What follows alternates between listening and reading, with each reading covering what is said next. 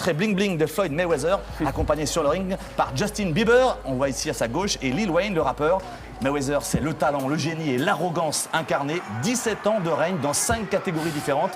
Il est opposé à la nouvelle pépite mexicaine Saúl Alvarez, surnommé Canelo, un destructeur de 23 ans.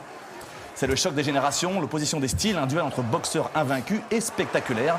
Un duel qui tourne rapidement à l'avantage de Floyd Mayweather. Coup d'œil, vitesse, esquive, science du ring. Le génial Mayweather surclasse la force brute du Mexicain. Exemple sur cette séquence, on est dans la 6e reprise alors que le Mexicain met la pression. Mayweather esquive tous les coups et derrière, il remise.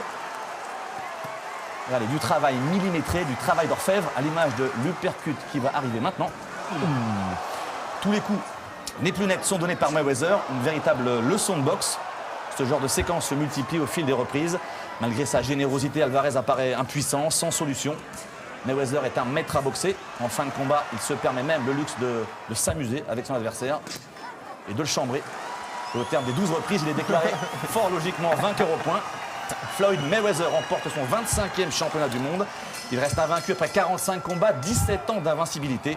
Floyd Mayweather est le meilleur boxeur du monde, toutes catégories confondues. Il est le sportif le mieux payé au monde, il a 36 ans. Bref, tout va bien pour lui. Sur l'échelle des grands boxeurs, vous le mettez où Parce qu'on est dans le stade 2 des comparaisons par rapport Oui, c'est la même réponse que Raymond, Domenech, c'est-à-dire qu'on ne peut pas comparer les époques. En tout cas, actuellement, c'est le meilleur catégorie du confondue, monde. c'est le meilleur. Et c'est le frimeur de première catégorie aussi. Ah, c'est clair, le plus bling-bling, voilà, des fois il commande 20 limousines pour l'accompagner à l'entraînement, il paye des gars pour venir le voir à l'entraînement.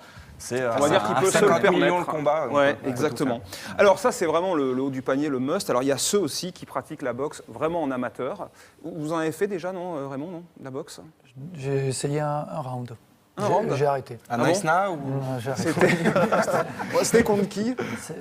Avec un copain, comme Ah ça, pour voir ce que ça donnait quand j'étais plus jeune. Et je sais à quel point c'est énorme. C'est Ouais, énorme d'avoir quelqu'un à distance comme ça et qu'on peut prendre un point dans la figure Et à chaque seconde. Ce qui est étonnant, et physiquement, c'est épuisant. et ce qui est étonnant, c'est qu'il y a de plus en plus de people, d'hommes d'affaires, même d'étudiants qui pratiquent la boxe, qui ont envie en fait de se faire mal. Arnaud, vous les avez suivis pour nous, pour Stade 2. Regardez, c'est assez surprenant. C'est la rentrée pour Mathieu Kassovitz. Après 2 mois et demi de coupure pour cause de vacances et de tournage, l'acteur, réalisateur, producteur reprend ses cours de boxe. 2 heures d'entraînement dans son garage aménagé en salle de sport. C'est Cyril Huilliard, son coach particulier, qui lui donne la leçon. Allez, tout de suite. Pour Mathieu Kassovitz, Allez, genou. la reprise est difficile. Encore. À court d'entraînement, Encore. Vas-y, vas-y, Mathieu. à bout de souffle, Tout de suite, encore, hop, fort. il est rapidement à l'agonie. Allez, c'est la fin, c'est la fin. C'est justement ce qu'il recherche, lui dont la vocation a été tardive. J'ai fait du karaté quand j'étais petit. En fait, je n'étais pas un sportif, donc j'ai arrêté. Puis j'ai commencé le sport, je sais pas, à 35 ans. Et le sport de combat, j'ai commencé il y a 3 ans. En 3 ans, Mathieu Kassovitz est devenu accro à la boxe. À Paris ou Los Angeles, où il réside une partie de l'année, il aménage son emploi du temps pour pratiquer la boxe version taille, avec coups de poing, coups de pied, coups de coude et coups de genou.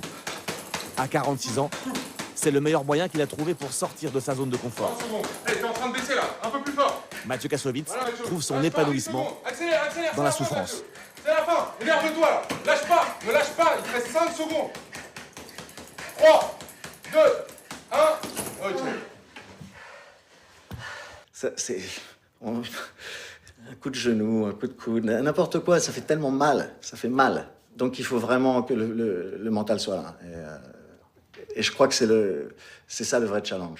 Ça t'apprend à tenir bon, ça t'apprend à croire en toi surtout, à te dire que tu peux aller plus loin. Il y a tout le temps un moment où tu vas arrêter, et c'est là qu'il faut passer plus, c'est là qu'il faut se forcer, se faire mal.